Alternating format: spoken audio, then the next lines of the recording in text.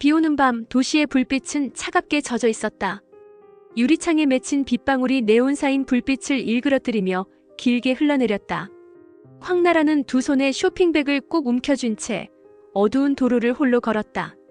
하이힐은 이미 물에 젖어 무겁게 눌려 있었고 코트 자락은 축 늘어져 바닥을 스쳤다. 그러나 그녀는 멈추지 않았다. 몰랐어, 정말 몰랐어. 내가 했던 일이 누군가를 죽음으로 몰아넣는 줄은. 그녀는 스스로에게 수없이 중얼거렸다. 집안에서는 언제나 내가 옳다, 내가 정답이다라고 지켜세웠다. 남편도 시댁도 그녀에게 책임을 지우지 않았다. 그러나 진실이 드러난 지금 그 모든 말은 칼날이 되어 그녀의 가슴을 찔러왔다. 사무실 건물 앞에 도착했을 때 그녀는 이미 온몸이 흠뻑 젖어 있었다. 경비원조차 그녀의 낯빛을 보고 말을 건네지 못했다. 그만큼 그녀의 눈빛은 처절했다. 문을 열고 들어가자 복도는 적막했다. 형광등 불빛이 서늘하게 깜빡였고 황나라는 천천히 도윤의 사무실 앞에 섰다. 손잡이를 잡으려는 순간 그녀의 손은 격렬하게 떨렸다. 들어가야 해. 아니면 난 평생 죄인으로 살 거야. 심호흡을 한 번 하고 그녀는 문을 열었다. 사무실 안쪽 책상에 앉아있던 도윤은 문이 열리자 고개를 들었다. 그의 눈빛은 언제나처럼 차갑고 표정은 무심했다. 이 밤중에 무슨 일입니까? 짧은 질문. 그러나 황나라의 무너진 마음은 그 한마디에 완전히 터져나왔다. 그녀는 문 앞에서 무릎을 꿇듯 주저앉았다.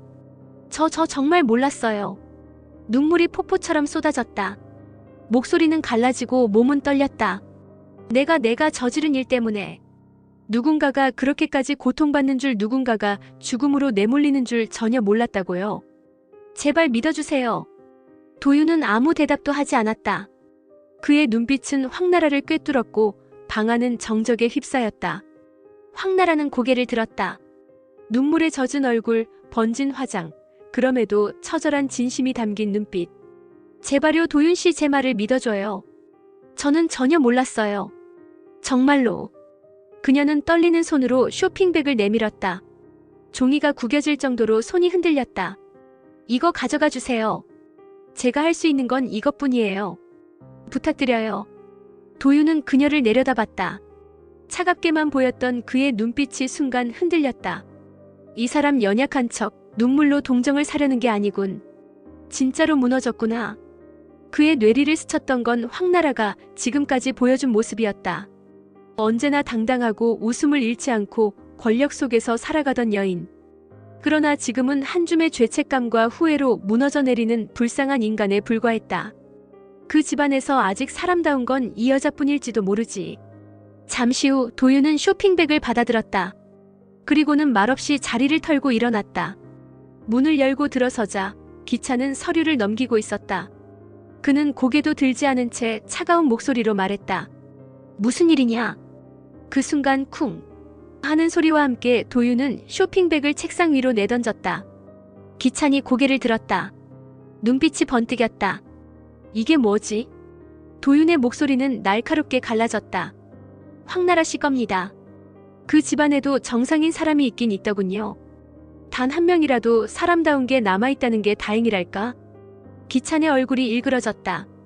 내 주제에 어디서 감히. 그러나 도윤은 대꾸하지 않았다. 말 대신 냉소적인 눈빛으로 기찬을 쏘아보며 회장실을 나섰다. 문이 닫히자 기찬은 참을 수 없는 분노에 휩싸였다. 빌어먹을 것들 감히 나를. 그는 책상 위에 쇼핑백을 발로 걷어찼다. 쇼핑백이 바닥에 나뒹굴며 안에 물건들이 흩어졌다. 쿵쿵 울리는 소리가 회장실을 울렸다. 도윤의 사무실에서 눈물을 흘리던 순간 황나라는 자신도 모르게 과거의 장면들을 떠올렸다. 그녀가 처음 시댁에 들어갔을 때 모두가 말했다. 나라야, 너만 잘하면 된다. 이 집안은 내가 지켜야 해. 그때는 그것이 칭찬이자 축복이라 여겼다. 그러나 지금 돌아보니 그것은 족쇄였다. 모든 잘못을 모른 척하고 모든 불의를 눈감아야만 하는 침묵의 굴레. 그녀는 남편의 서랍 속에서 몰래 본 계약서를 떠올렸다. 알 수 없는 법률 용어와 도장, 그리고 H&K라는 이름. 그때는 그저 큰 돈이 오가는 거래겠지라며 지나쳤다. 하지만 그 계약서가 결국 누군가를 파멸로 몰아넣는 덫이 될 줄은 꿈에도 몰랐다.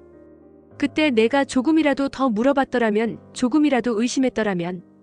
그녀의 가슴은 갈기갈기 찢겼다. 도윤은 황나라의 눈물 속에서 모순된 진실을 보았다. 그녀는 가해자의 집안에 속했지만 동시에 피해자의 죄책감을 홀로 짊어지고 있었다. 인간은 언제 가장 비참해지는가? 자신이 한 행동이 누군가의 죽음으로 이어졌음을 깨닫는 순간이지. 그런데 그 고통을 지금 저 여자가 느끼고 있군. 그는 잠시 눈을 감았다. 도윤에게도 과거가 있었다. 믿었던 사람에게 배신당하고 모든 것을 잃었던 기억. 차가운 땅바닥에서 홀로 견뎌야 했던 그 밤들을 떠올리며 그는 황나라의 울음을 조금은 이해할 수 있었다. 하지만 그 연민이 그녀를 구원하지는 못한다. 진실은 반드시 드러나야 하니까. 그는 마음속으로 단단히 다짐했다. 회장실에 혼자 남은 기차는 바닥에 흩어진 쇼핑백을 노려보았다. 안에 든 것은 단순한 선물에 불과했다. 그러나 그 물건들이 의미하는 건 달랐다. 나라 내가 감히 나를 배신해? 그는 이마에 손을 올렸다. 심장이 거세게 뛰었다. 자신이 쌓아온 권력의 탑이 서서히 금이 가는 소리를 그는 들었다. 모두 날 배신하는구나. 그의 눈빛은 광기로 번졌다. 책상을 주먹으로 내리치며 그는 절규했다. 좋아, 그렇다면 끝까지 가보자. 누가 이기는지 보자고. 회장실의 불빛은 차갑게 깜빡였다. 그의 눈동자는 어둠 속에서 번뜩였다. 기차는 무너져 내린 쇼핑백들을 발로 밀어내며 소파에 털썩 주저앉았다. 분노가 가라앉지 않았다. 황나라 내가 감히 나를 배신하다니. 내가 누구 덕에 지금까지 살아왔는데. 그는 과거를 떠올렸다. 처음 제인을 만났을 때 그녀는 빛나는 사람이었다. 회장 집안의 딸이자 누구나 손에 넣고 싶어하는 완벽한 여자. 그러나 기차는 사랑 따위에 관심이 없었다. 그는 오직 YL그룹의 권력만을 보았다. 사랑한다고? 아니, 나는 승리만을 사랑해. 그가 스스로에게 중얼거렸던 그 말이 지금도 귀에 맴돌았다. 그는 황나라를 떠올렸다. 언제나 순종적이고 눈치가 빠르고 무조건 자신을 믿어주던 여인. 나라야, 넌 내가 지켜줄게. 그 말로 그녀를 안심시켰지만 속마음은 달랐다. 널 지킨다고? 웃기지 마. 넌 그저 내 욕망을 덮어줄 방패였을 뿐. 기찬의 입꼬리가 일그러졌다. 그는 눈을 감았다가 다시 번뜩 뜨며 중얼거렸다. 날 배신하면 반드시 대가를 치르게 될 거야. 그 시각 황나라는 홀로 집으로 돌아오며 어둠 속에 서 있었다. 비는 여전히 내리고 있었다. 그녀의 발걸음은 무겁고 손에 들린 코트는 축축하게 젖어 있었다. 난 언제부터 이렇게 되었을까? 언제부터 눈을 감고 귀를 막았을까? 그녀는 과거를 떠올렸다. 어린 시절 부모는 늘 말했다. 너는 큰 집안에 시집가야 해. 그래야 살아남을 수 있어. 그 말대로 그녀는 집안의 기대를 짊어지고 살아왔다. 그러나 지금은 그 기대가 그녀를 죄인으로 만들고 있었다. 나는 피해자가 아니야. 나는 공범이야. 내가 눈을 감았으니까. 내가 침묵했으니까. 그래서 도희 씨 같은 피해자가 나온 거야. 그녀는 길 한복판에서 멈춰서서 흐느꼈다. 주변을 스치는 사람들은 이상한 눈으로 그녀를 보았지만 그녀는 아랑곳하지 않았다. 도윤 씨, 제발 제 눈물이 거짓이 아니라는 걸 믿어주세요. 사무실로 돌아온 도윤은 창밖을 바라보고 있었다. 빗줄기가 유리창을 타고 흘러내렸다. 그의 눈빛은 어두웠다. 이제 시간이 얼마 남지 않았다. H&K 이중 계약서, 그 진실은 이미 드러났어. 하지만 그걸로 끝이 아니다. 기찬, 널 무너뜨릴 증거는 아직 많아. 그리고 나는 끝까지 쫓을 거다. 그는 책상 서랍을 열고 오래된 서류철을 꺼냈다. 그 속에는 기찬의 이름이 수없이 등장하는 문서들이 있었다. 넌 항상 날 무시했지. 내 가치를 몰랐지. 하지만 지금부터는 달라. 내가 무너지는 순간 나는 내 위에서 웃게 될 거다. 도윤의 입술에서 미소가 스쳤다. 그러나 그 미소는 따뜻함이 아닌 차갑고 날카로운 복수의 미소였다. 황나라는 길에서 흐느끼며 용서를 구하고 있었고 기차는 회장실에서 분노와 광기에 사로잡혀 있었으며 도윤은 어둠 속에서 복수를 다짐하고 있었다. 세 사람의 운명은 이미 한 지점으로 수렴하고 있었다. 밤은 깊어 있었다. 도시의 불빛은 번쩍였지만 노숙자의 발걸음은 무겁기만 했다. 그녀는 차가운 바람을 맞으며 천천히 오성의 사무실이 있는 빌딩으로 향했다. 손에는 작은 가죽 가방이 들려 있었고 그 안에는 오래된 편지와 사진이 있었다. 이제야 물어볼 수 있겠지. 당신이 나를 사랑했는지 아니면 전부 거짓이었는지. 그녀의 가슴은 쿵쿵 울렸다. 머릿속에는 수많은 장면이 떠올랐다. 오성이 웃으며 건네던 커피, 회식 자리에서 몰래 나눴던 시선, 그리고 달빛이 쏟아지던 밤 함께 걸었던 골목길. 그때는 분명 사랑이라 믿었다. 하지만 지금은 모든 것이 흔들리고 있었다. 엘리베이터 문이 열리고 긴 복도를 따라 걸어가자 오성의 사무실 불빛이 새어나왔다. 노숙자는 문 앞에서 한동안 멈춰섰다. 심장이 미친 듯이 뛰었다. 들어가지 말까? 아니, 반드시 물어야 해. 그렇지 않으면 난 영원히 무너질 거야. 그녀는 손잡이를 움켜쥐고 문을 열었다. 사무실 안쪽 오성은 컴퓨터 화면을 바라보고 있었다. 문이 열리자 그는 고개를 들었다. 노숙자 씨, 이 밤중에 무슨 일로? 그러나 그녀는 대답하지 않았다. 곧장 그에게 다가가 눈물을 흘리며 그의 어깨를 붙잡았다. 어떻게 그럴 수가 있어? 그녀의 목소리는 절규였다. 다 거짓부렁이야? 당신이 나한테 했던 말, 웃어줬던 눈빛, 그 모든 게 다 거짓이었냐고. 나쁜 놈, 천하의 나쁜 놈. 오성은 순간 움찔했지만 곧 차갑게 표정을 굳혔다. 노숙자는 그를 흔들며 울부짖었다. 말해봐. 날 사랑하긴 했어? 단, 한순간이라도 내 마음이 진짜였던 순간이 있었냐고. 제발 대답해줘. 그녀의 눈에서는 눈물이 쉴 새 없이 흘러내렸다. 사무실 바닥이 젖어들 정도였다. 숨이 막히는 듯한 울음소리가 새어나왔다. 내가 바보였어. 난 믿었어. 당신이 내 곁에 있을 거라고, 날 지켜줄 거라고. 그런데 그녀는 가슴을 치며 무너져 내렸다. 그때 사무실 문이 열리며 미란이 들어왔다. 그녀는 두 사람을 보고 경악했다. 이게 무슨 일이야? 눈앞에 펼쳐진 광경은 충격이었다. 바닥에 무너져 흐느끼는 노숙자, 그 앞에서 무표정하게 서 있는 오성. 그리고 공기 중에 감도는 처절한 긴장감. 오성은 미란을 보더니 차갑게 입을 열었다. 노숙자 씨. 그는 잠시 멈췄다가 단호하게 말했다. 하나도 안 죄송하게도 전 당신에게 마음을 준 적 없습니다. 단 한순간도요. 그 말은 번개처럼 그녀의 심장을 갈랐다. 노숙자의 눈이 커졌다. 뭐라고? 지금 뭐라고 했어? 전부 거짓이었단 말이야. 그녀의 손이 떨리고 몸이 흔들렸다. 바닥에 무너져 내리며 흐느끼는 그녀의 목소리는 처절했다. 거짓말이야, 거짓말이지. 제발 그렇게 말하지 마, 제발. 그러나 오성은 눈 하나 깜빡하지 않았다. 처음부터 끝까지 감정 따위는 없었습니다. 미라는 충격의 말을 잊지 못했다.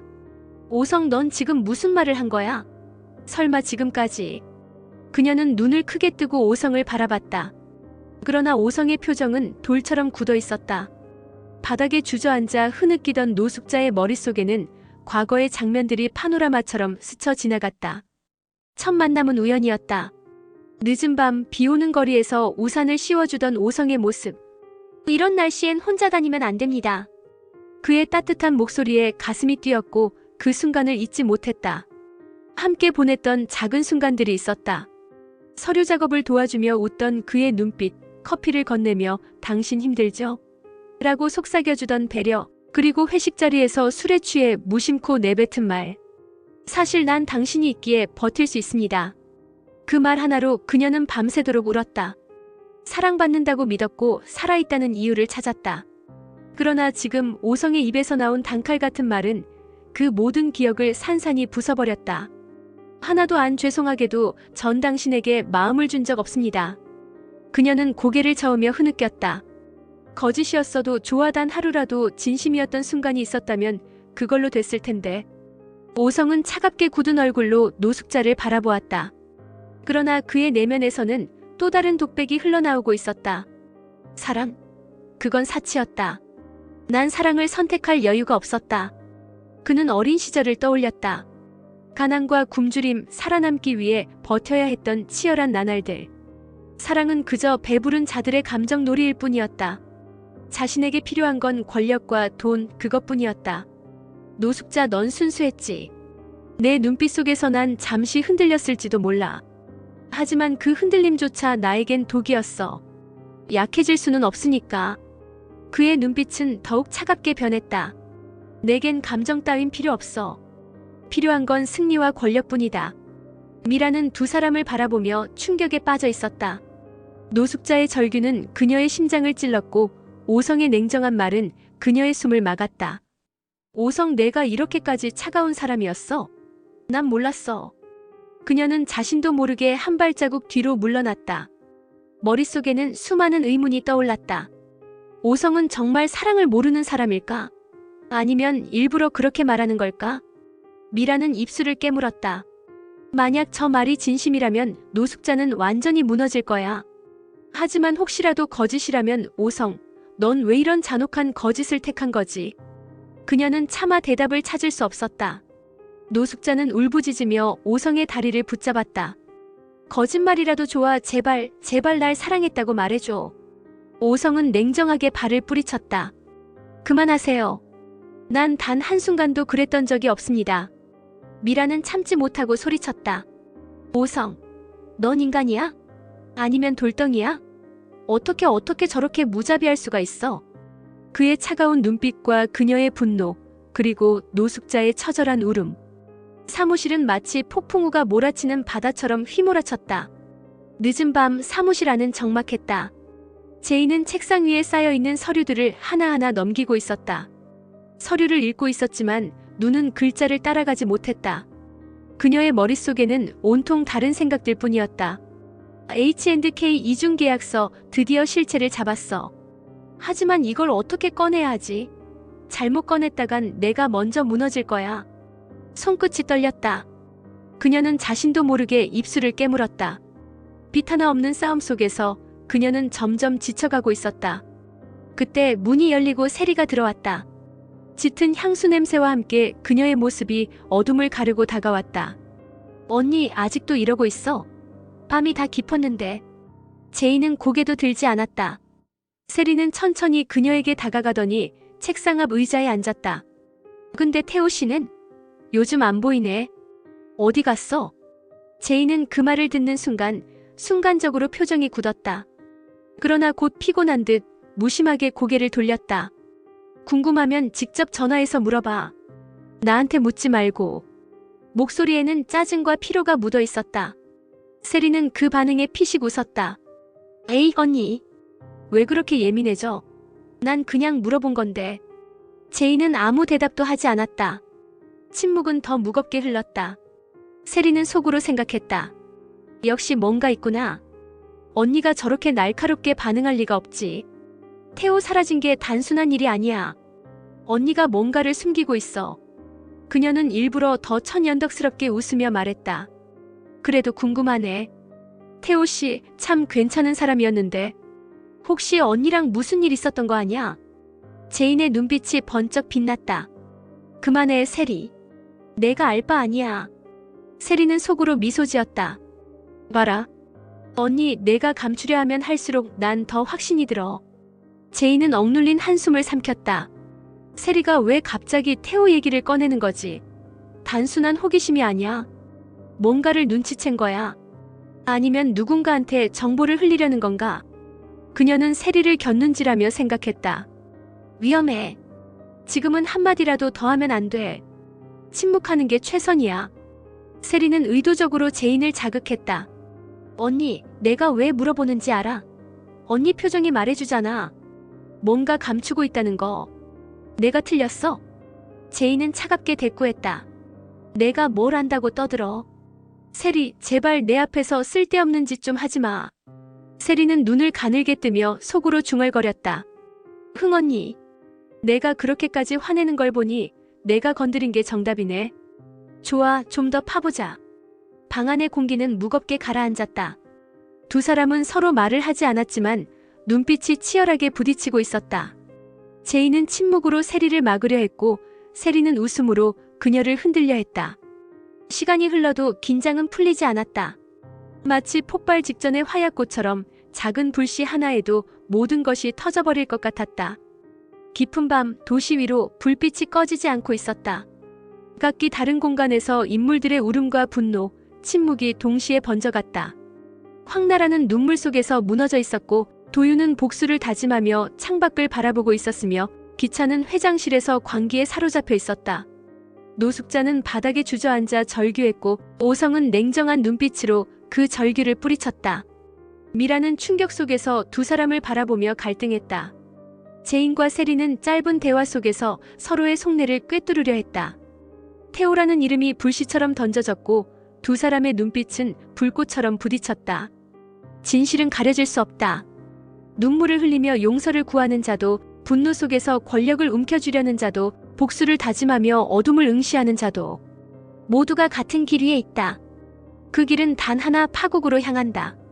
마지막 장면, 어둠 속에서 누군가의 손이 서류를 집어들었다. H&K 이중계약서, 그리고 이름 하나.